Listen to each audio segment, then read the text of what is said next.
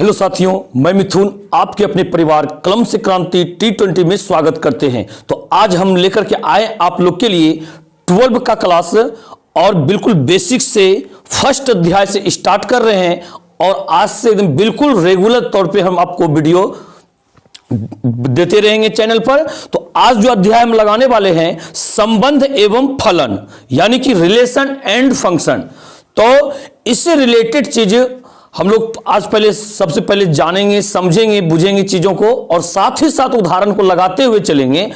और एक चीज बताते हैं, आपने इस चीज को ये कहने मतलब क्लास 11 में भी पढ़ रखे हैं, तो जिसने भी पढ़े होंगे उसको तो और अच्छी तरह समझ में आने वाला। जो नहीं भी पढ़े हैं हम प्रयास करेंगे उन बच्चे को भी समझ में आए, उस तरीके से हम बताएंगे। तो देखिए स्टार्ट करते हैं इन चीजों को। तो सबसे पहले बेसिक चीज जो है उस चीजों को हम बता देते हैं।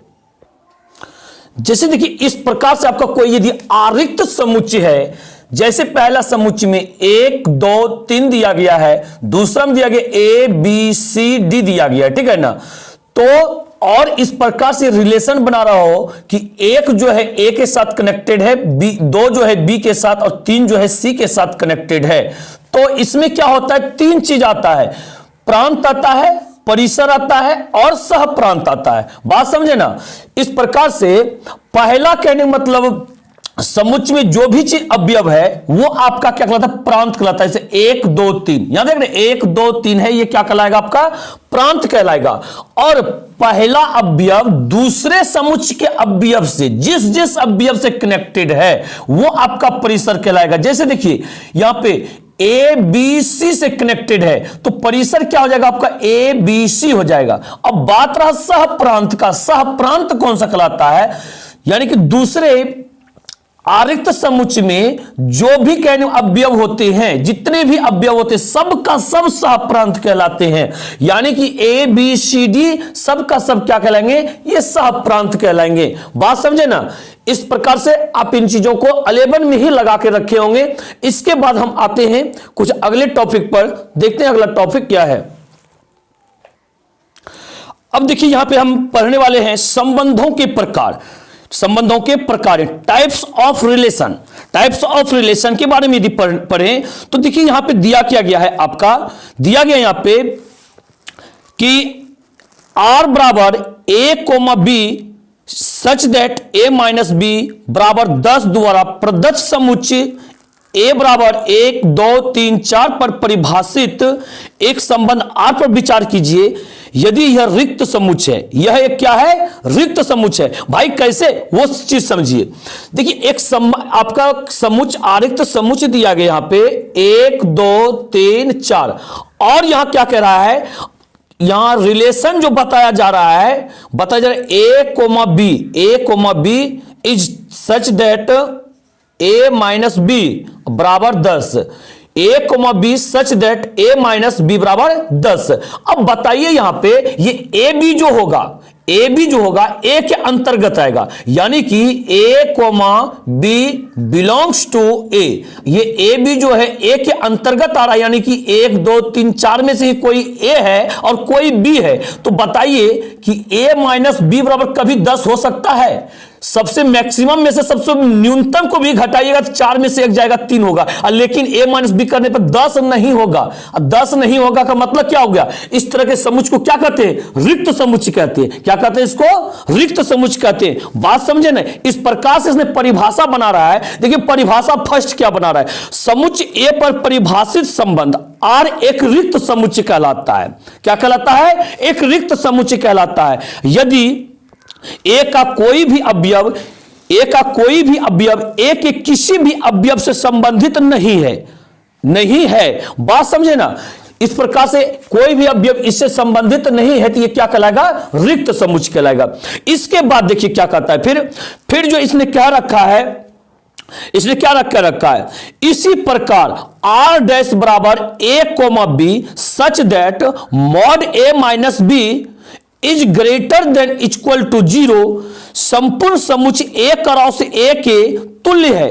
A क्रॉस A के तुल्य है क्योंकि A क्रॉस A के सभी युग्म A, B, mod A minus B ये ग्रेटर देन इक्वल टू 0 को संतुष्ट करते हैं। तो देखिए इसका कहने का मतलब क्या हुआ, तो फिर बताते हैं ऐसा समुच्चय क्या कहलाएगा। ये देखिए कहता आर डैश बराबर a comma B such that mod a minus B, यानी कि is greater than equal to 0। देखिए इसका कहने का मतलब यह है कि a माइनस बी जब कीजिएगा, a माइनस बी जब कीजिएगा, अब मॉड में है, मॉड में बताइए a माइनस बी, ये 4 माइनस 1 कीजिएगा सपोज दैट, तो आपका 3 आएगा। 1 माइनस 4 कीजिएगा तब क्या होगा, माइनस 3 होगा। लेकिन हम मॉड लगा हुआ है, मॉड से बाहर जब आएगा तो प्लस ही ना हो जाएगा।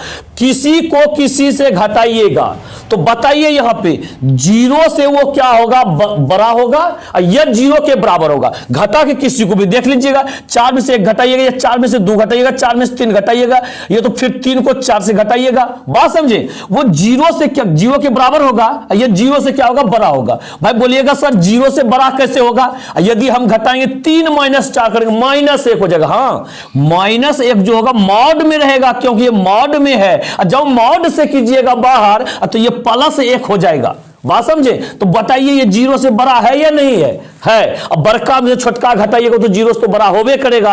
अब बात रहा छोटका से बड़का घटाइएगा तो वो भी देखिए 0 से क्या होता है, बड़ा होता है। बात समझे, इस प्रकार से परिभाषा नंबर 2 पे आप ध्यान दीजिए, क्या कहता है यहां पे, समुच्चय ए पर परिभाषित संबंध आर एक सार्वत्रिक संबंध कहलाता है। ऐसा समुच्चय जो भी हो ना, ऐसा समुच्चय जो कि रिलेशन बना रहा हो इसके कहे अनुसार, उस ऐसे समुच्चय को क्या कहते हैं, सार्वत्रिक संबंध कहते हैं। बात समझे, यदि ए का प्रत्येक अवयव ए के सभी अवयवों से संबंधित हो तो, इस प्रकार से आपको भी अब समझा दिए हम कि इसका सब अवयव जो है इसके अंतर्गत संबंधित है। तो इस तरह से ये क्या कहलाया, इसके लिए क्या कहलाया कि सार्वत्रिक संबंध है। और पर पहला वाला जो रिलेशन क्या रहा था बनाने के लिए, इसके लिए क्या था, रिक्त संबंध था। वो कैसा संबंध था, रिक्त संबंध था, जिसको कि फाइ से रिप्रेजेंट किया जाता है ना, या तो कह रहे रिक्त मंझली ब्रैकेट से रिप्रेजेंट किया जाता है। फाइ बोलिए, सॉरी ये फाइ बोलिए, या ये रिक्त, ये मतलब मंझली ब्रैकेट यानी समुच्चय बोलिए, दोनों के दोनों क्या है, रिक्त समुच्चय कहलाता है। बात समझे या नहीं समझे। इसके बाद देखिए हम लगाते हैं उदाहरण नंबर फर्स्ट। उदाहरण नंबर फर्स्ट देखिए क्या कहता है, चीज को तुरंत समझ जाइएगा। देखिएगा उदाहरण नंबर फर्स्ट में कुछ नहीं है, तो बिल्कुल हलवा चीज है, ठीक है ना, भाषा वाला चीज है। हम बोलेंगे आपको समझाएंगे, आप समझिएगा, आप खुद से लगा लीजिएगा, ठीक है। देखिए उदाहरण नंबर फर्स्ट कहता, मान लीजिए कि एक किसी बालकों के स्कूल के सभी विद्यार्थियों का समुच्चय है। ध्यान दीजिएगा, किसके, बालकों के। बालक के स्कूल में हमेशा बालक ही रहेगा ना, बालकों का स्कूल है। तो दर्शाइए कि आर बराबर A comma B such that A B की बहन है, ए बी की बहन है। तो बताइए द्वारा प्रदत्त संबंध एक रिक्त संबंध है। ऐसा दर्शाने के लिए कहता है कि ये संबंध जो हम बताएं ना अभी कि ए बी की बहन है, इसको आप साबित करके दिखाइए कि ये जो है ना रिक्त संबंध है। ये कैसा संबंध है, रिक्त संबंध है। बाबा देखिए यहां पे क्या है, इसने ही कह रखा है पहले कि स्कूल जो है ना, ए जो है ए किसी बालकों की स्कूल के सभी विद्यार्थी का समुच्चय है। बात समझे, ए एक समुच्चय है, ए क्या है, एक समुच्चय है, उसके अंतर्गत सभी बालक आएंगे। तो यहां पे बालक जब आएंगे, जितने भी स्टूडेंट वहां हैं, कोई लड़की तो है नहीं। जब लड़की नहीं है तो भाई ए बी की बहन कहां से हो गया, नहीं हो सकता। यह संबंध रिक्त संबंध है। कैसा संबंध है, यह एक रिक्त संबंध है। आप यहां पे लगाइएगा, भाषा में चाहिए इसलिए भाषा लिखने में आपका समय बेस्ट करना नहीं चाहते हैं तो देखिए यहां पे भाषा लिख लिए हैं। यहां अप्लाई क्या कीजिएगा, चूंकि एक किसी बालकों के स्कूल के सभी विद्यार्थियों का समुच्चय है, विद्यार्थियों का समुच्चय है, इसलिए स्कूल के किसी भी विद्यार्थी की बहन नहीं हो सकती है। जब बालक का समुच्चय है तो वो उसमें लड़की कहां से घुस गया ना, तो बहन नहीं हो सकती है। इसलिए आर बराबर क्या होगा, फाइ होगा। अतः सिद्ध होता है कि आर रिक्त समुच्चय है। आर क्या है, रिक्त समुच्चय। बात क्लियर हो गया ना। इसके बाद देखिए इसी में क्या कह रहा था, इसी में कह रहा था कि R dash A comma B, A comma B एक सच दैट ए तथा बी की ऊंचाई का अंतर 3 मीटर से कम है, 3 मीटर से कम है, द्वारा प्रदत्त संबंध एक सार्वत्रिक संबंध है। कैसा संबंध है, एक सार्वत्रिक संबंध है। तो देखिए यहां पे कुछ नहीं, ए कोमा बी कहता है क्या कि ऊंचाई का अंतर जो होता है ना 3 मीटर से कम। आपके नहीं मतलब दुनिया में जितने भी व्यक्ति हैं सभी के ऊंचाई का अंतर निकाल लीजिएगा, उस व्यक्ति का जो सबसे लंबा है उसका और जो सबसे छोटा है जो कल बच्चा जन्म लिया होगा उसका निकालिएगा, तब फिर वो क्या होगा 3 मीटर होगा। 3 मीटर या 3 मीटर से कम होगा। आप अपने घर में किसी भी मेंबर में से ऊंचाई का अंतर निकाल सकते हैं, 3 या 3 मीटर से कम ही होगा वो, बात समझे ना।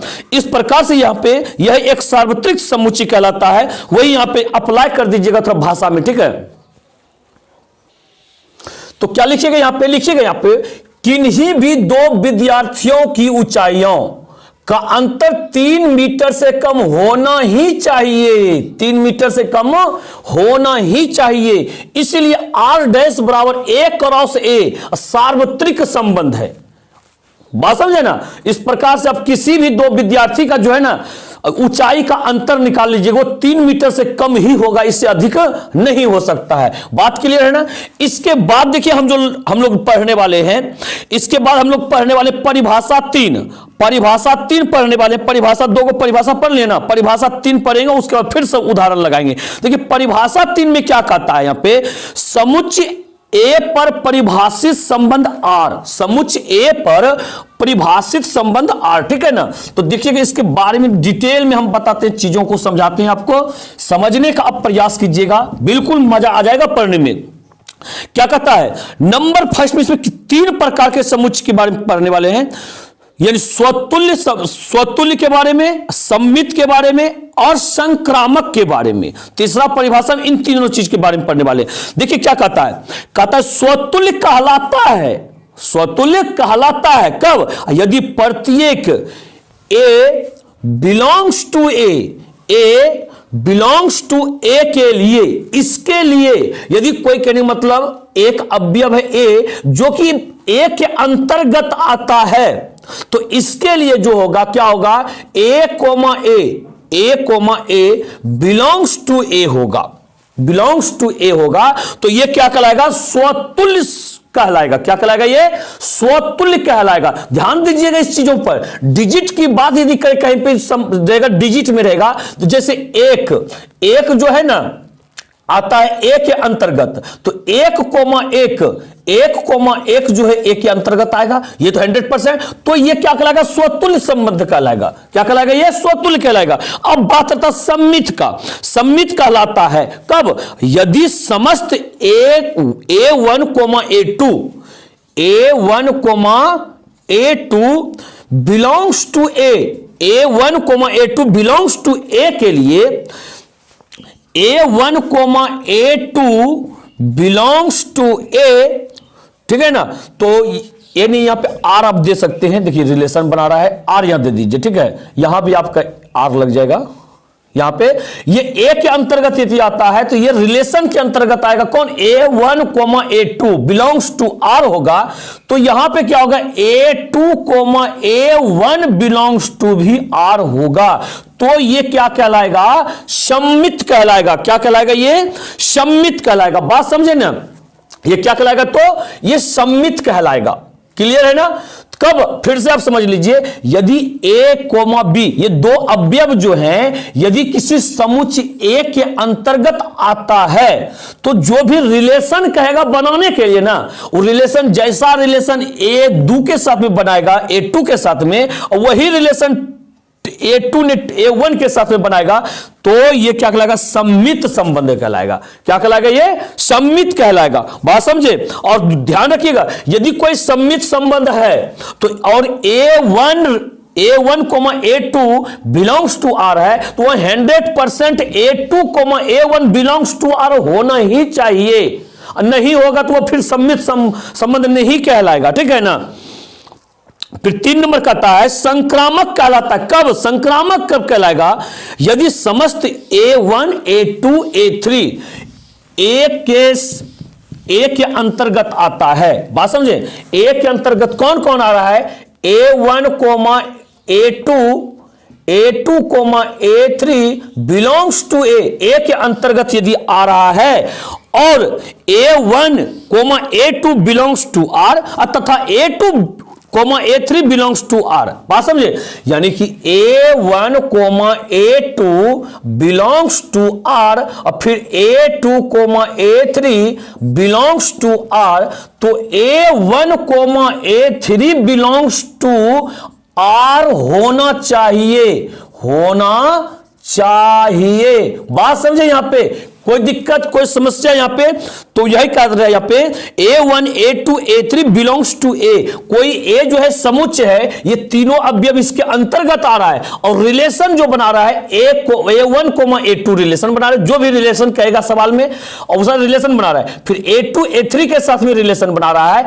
तो यदि संक्रामक संबंध प्रूव करना हो, यदि तो संक्रामक संबंध है तो वहां पे A1 A3 भी रिलेशन बनाएगा, तभी वह संक्रामक संबंध कहलाएगा, अन्यथा वह संक्रामक संबंध नहीं कहलाएगा। बात क्लियर हुआ या नहीं हुआ?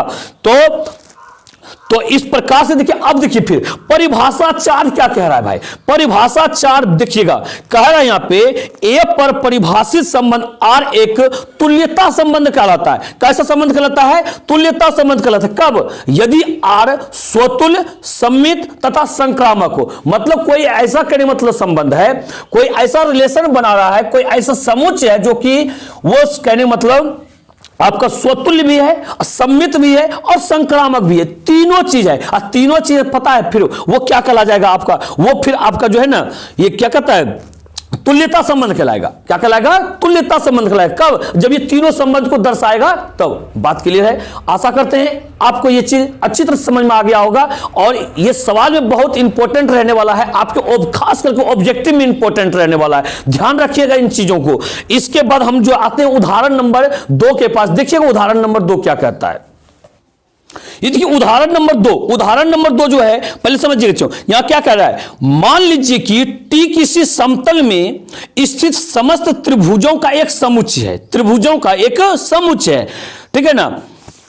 तो एक तो समुच्चय, फिर कहता है समुच्चय टी में आर बराबर T1, T2 such that T1, T2 के सर्वांग सम है। T1 जो है T2 का क्या है? सर्वांग सम है। एक संबंध है, ऐसा एक क्या है? संबंध है। सिद्ध कीजिए कि R एक तुल्यता संबंध है। R क्या? एक तुल्यता संबंध है। ऐसा सिद्ध करने के लिए कह रहा है। तो R तुल्यता संबंध भाई कब होगा? जब कहने मतलब ये तीनों चीज को कहने मतलब इंगित करेगा कि स्वतुल्य है, सम्मित है और संक्रामक है, तब तो तुल्यता हो सकता है ना। बिल्कुल भाषा वाला चीज है। एक काम करते हैं, बिल्कुल चीजों को पहले बना लेते हैं, उसके बाद आपको समझाते जाएंगे, ठीक है ना। तो देखिएगा, चीजों को समझिएगा, ठीक है ना। आपको बोले थे तुल्यता संबंध प्रूफ करने के लिए हमको 3 चीज प्रूफ करना होगा। स्वतुल्य संबंध है, सम्मित संबंध है और संक्रामक संबंध है। बात समझे? तो देखिएगा, चीजों को समझ लीजिएगा। आपको हमें भी जस्ट बता रहे कि तुल्यता संबंध प्रूफ करने के लिए आपको 3 चीज पहले प्रूफ करना पड़ेगा। स्वतुल्य संबंध है, सम्मित संबंध है और संक्रामक संबंध है। तो ये 3 चीज के लिए हम बता रखे थे परिभाषा में। चीजों को समझिएगा। देखिए, स्वतुल्य के लिए यानी कि स्वतुल्य संबंध के लिए मान लीजिए कि ये T1 बिलोंग्स टू T, यानी T1 जो T के अंतर्गत आता है। T क्या? ट्रायंगल, एक त्रिभुज है, ठीक है ना। तो T1, T1 अब बिलोंग्स टू R, यानी कि T1 के सर्वांग सम है। बात समझिए, कोई भी त्रिभुज यदि है, ये खुद का सर्वांग सम होता है। आप 10th में पढ़े होंगे। बात समझें, ये खुद का क्या होता है? सर्वांग सम होता है। यदि ये त्रिभुज के अंतर्गत जो होता है, ये T1 यदि आ रहा है, ये खुद का क्या होगा? सर्वांग सम होगा। इन T1 बिलोंग्स टू R, ये रिलेशन तो बना रहे। कैसा रिलेशन? कि T1 के सर्वांग सम है, इसलिए कह सकते हैं R क्या है? स्वतुल्य संबंध है। R क्या है? स्वतुल्य संबंध है। पहला चीज लग गया। दूसरा चीज देखिएगा, सम्मित के लिए मान ली 2 त्रिभुज लेते हैं, T1 T2 belongs to T, यानी कि 2 त्रिभुज है T1 T2, ये किसी त्रिभुज के अंतर्गत आ रहा है। तो T1 यदि T1 T2 belongs to R, यानी कि T1, T2 के सर्वांग सम है, तो T2 T1 के सर्वांग सम होगा। जैसे भाई देखिए, यहां पे 2 ट्रायंगल यदि हम बनाए, 2 ट्रायंगल बनाए, ये त्रिभुज जो है इसके ये फर्स्ट वाला जो सेकेंड के सर्वमान का सम है, ये जो इसके सर्वमान का सम है, तो 100% ये भी तो इसके सर्वमान का सम होगा। जब ये उसके सर्वमान का सम है, क्या वो इसके सर्वमान का सम नहीं होगा? 100% होगा। तो वही कह सकते हैं, तो T2 T1 के सर्वमान का सम होगा, 100% कह सकते हैं ना। तो लिख सकते हैं हम इस चीज को कैसे, T2, T1 belongs to R, यानी कि T2 T1 के साथ भी रिलेशन वैसा ही बनाएगा जैसा T1 T2 के साथ बना रहा था। जैसा T1 T2 के साथ रिलेशन बना था, वैसा ही संबंध जो T2 ने T1 के साथ रिलेशन बनाएगा। बात क्लियर है? इस प्रकार से कह सकते हैं, इसलिए R सम्मित संबंध है। R क्या है? सम्मित संबंध है। दूसरा चीज होगी यहां पे प्रूव्ड। तीसरा चीज संक्रामक संबंध के लिए, संक्रामक संबंध के लिए तीन त्रिभुज को लेते हैं, T1 T2 T3 belongs to T, यानी तीन त्रिभुज T1 T2 T3 है, वो T त्रिभुज के अंतर्गत आ रहे हैं। तो T1, T2 belongs to R, यानी कि T1 T2 के सर्वमान का सम है। बात समझे? तो T2, T3 belongs to R, T2, T3 के सर्वमान का सम है। तो ऐसा यदि हो तो T1, T3 के सर्वमान का सम होगा। बात समझे? जैसे तीन त्रिभुज है, एक त्रिभुज ये हो गया, एक त्रिभुज ये हो गया, एक त्रिभुज ये हो गया, ये पहला हो गया, ये दूसरा हो गया, ये तीसरा हो गया। बात समझे?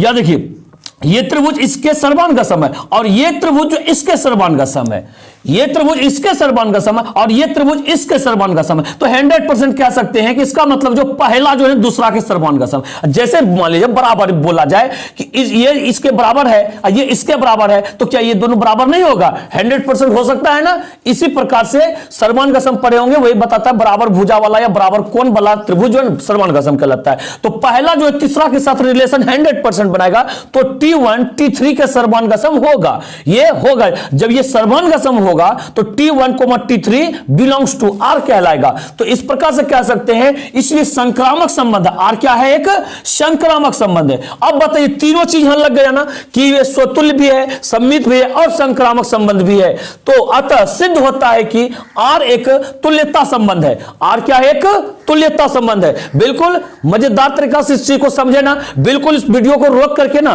कॉपी नोट्स बनाते हुए चलिएगा, हम तो यही कहेंगे। और जब पढ़ने के लिए बैठते हैं ना, किताब कॉपी कलम लेकर बैठिएगा, एकदम नोट्स बनाते हुए चलिएगा, मजा आ जाएगा। ठीक है ना। आते हैं अगले क्वेश्चन की तरफ, देखिएगा। तो देखिएगा, ये उदाहरण नंबर 3 क्या कहता है? कह रहे हैं, मान लीजिए कि L किसी समतल में स्थित समस्त रेखाओं का एक समुच्चय है, समस्त रेखाओं का एक समुच्चय है तथा R L1 L2 such that L1, L2 पर लंब है। ऐसा इसने कह रखा है कि L1 जो है L2 पर लंब है। तो समुच्चय L में परिभाषित एक संबंध है। सिद्ध कीजिए कि R सम्मित है। R क्या है? सम्मित है, किंतु यह ना तो स्वतुल्य है और ना संक्रामक है, ना तो स्वतुल्य है ना ही संक्रामक। ऐसा साबित करके दिखाना है। तो देखिएगा, चीजों को समझिएगा सही से। तो देखिएगा, चीजों को समझिएगा, ठीक है। तो यहां पे देखिए, सबसे पहले सवाल में जो कह रखा था कि यहां पे रिलेशन जो है ये R बराबर L1, L2, ठीक है, और सच दैट L1, L2 पर क्या करता है? लंब है, लंब है। यही रिलेशन कहता है, यानी कि दो गो रेखा खींचे, दो गो रेखा खींच रहे हैं हम। ये मान लीजिए ये आपका L1 है और ये रेखा जो L2 है, ये L1 है और ये L2 है। देखिए L1 L2 पर लंब है, L2 पर क्या है? लंब है। बात तो समझे?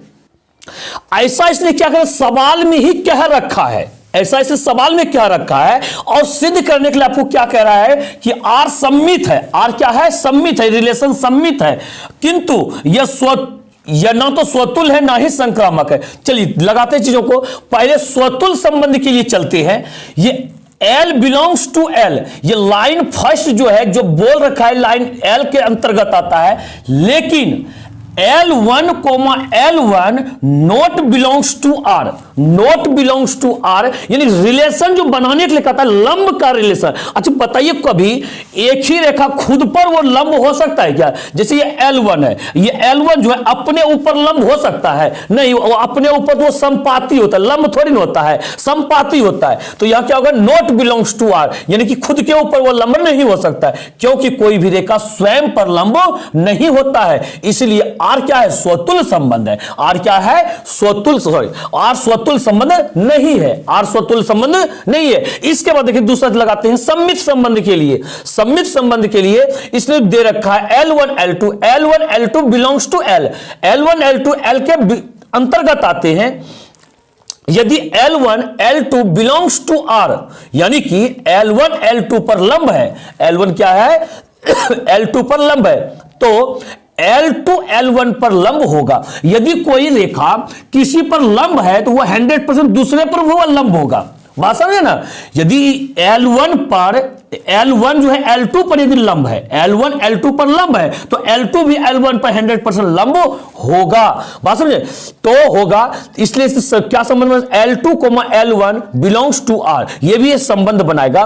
तो आपको बताया था ना वही कहानी कि 1,2 यदि होगा तो ये भी 2,1 भी रिलेशन होना चाहिए। ये रिलेशन होगा तो सम्मित होगा। वही तो हो गया। ये देखिए L1 L2 पर रिलेशन बना रहा है, तो L2 L1 के साथ भी रिलेशन बना रहा है, तो ये क्या होगा? सम्मित संबंध होगा। अब देखिए संक्रामक संबंध के बारे में। संक्रामक संबंध के लिए L1 L2 L3 belongs to L, L के अंतर्गत ये तीनों आते हैं। तो यदि L1, L2 belongs to R, यानी कि L1 L2 पर क्या है? लंब है। ये तो पहले लगा रखे और दिया भी गया है। और यदि L2 L3 belongs to R, यानी कि एगो L3 रेखा खींचते हैं, L3 रेखा खींचते हैं, ठीक है ना? ये देखिए L2 था, ये L3 एगो रेखा खींचते हैं। बात समझे? ऐसा रेखा खींचते हैं कि L2, L3, यानी कि L2 जो है L3 पर क्या हो? लंब हो। ये L2 जो है L3 पर क्या हो जाएगा? लंब हो जाएगा। बात समझे? L2 L3 पर लंब हो, तो लेकिन L1, L3 परस्पर समांतर है। तो बताइए यहां पे ऐसा यदि कर दिए, अब संक्रमक होने के लिए जैसे L1 L2 रिलेशन बनाया, L2 L3 रिलेशन बनाया, तो L1 L3 भी रिलेशन बनाना चाहिए। कौन कौन? L1 और L3 को रिलेशन बनाना चाहिए। लेकिन यहां पे रिलेशन मतलब लंब का रिलेशन है, यानी कि L1 L3 पर लंब होना चाहिए संक्रामक होने के लिए। लेकिन यहां पर हो क्या रहा है? एक दूसरे के समांतर हो रहा है, लंब तो नहीं हो रहा है ना। तो वही लिखे परस्पर समांतर है, तो L1 L3 not belongs to R, यानी कि ये रिलेशन नहीं बनाएगा। जैसा क्वेश्चन में क्या रखा है रिलेशन बनाने के लिए, वैसा ये रिलेशन आपस में नहीं बनाएगा। भाई जब रिलेशन नहीं बनाएगा तो फिर वो संक्रामक कहां से होगा? इसलिए R संक्रामक संबंध नहीं है, R संक्रामक संबंध नहीं है। बात क्लियर है ना? तो जो सिद्ध करने के लिए कहता था सारे से सिद्ध हो गया कि सिर्फ ये क्या है? सम्मित है, ना तो संक्रामक है ना ही स्वतुल्य है। अतः सिद्ध होता है कि R सम्मित है, किंतु यह ना तो स्वतुल्य है और ना संक्रामक है, ना तो स्वतुल्य है और ना संक्रामक है। बात क्लियर है ना? चीजों को समझे या नहीं समझे आप हमें कमेंट करके अवश्य बताइएगा। इसके बाद आते हैं अगले क्वेश्चन की तरफ, देखते हैं वो क्वेश्चन क्या कह रहा है। तो देखिए अगला उदाहरण जो हम लेकर आते हैं अगले वीडियो में आप के लिए, तो अगले वीडियो को भी देखने के लिए मत भूलिएगा और वीडियो को लाइक और शेयर अवश्य कर दीजिए। बिल्कुल अभी वीडियो को जोर शोर से शेयर कीजिए, अपने हर दोस्त के पास पहुंचाइए। इतना टारगेट लगिए, कम से कम समय में इस चैनल पर अधिक से अधिक विद्यार्थी जुट पाए। वीडियो को लाइक और शेयर अवश्य कर दीजिएगा। और इस चैनल पर यदि कोई नए व्यूवर हैं तो चैनल को सब्सक्राइब करके बेल आइकन को प्रेस कर लीजिएगा, ताकि आपको सारे वीडियो का नोटिफिकेशन मिलते रहे। और हां, एक चीज बता देते हैं, आपके एग्जाम के कम से कम 1 महीना पहले तक, मेरा कहने मतलब 100% गारंटी लेता है, आपका हम सिलेबस कंप्लीट करवा देंगे इस चैनल पर। तो मिलते हैं अगले वीडियो में। इसी के साथ जय हिंद, जय भारत।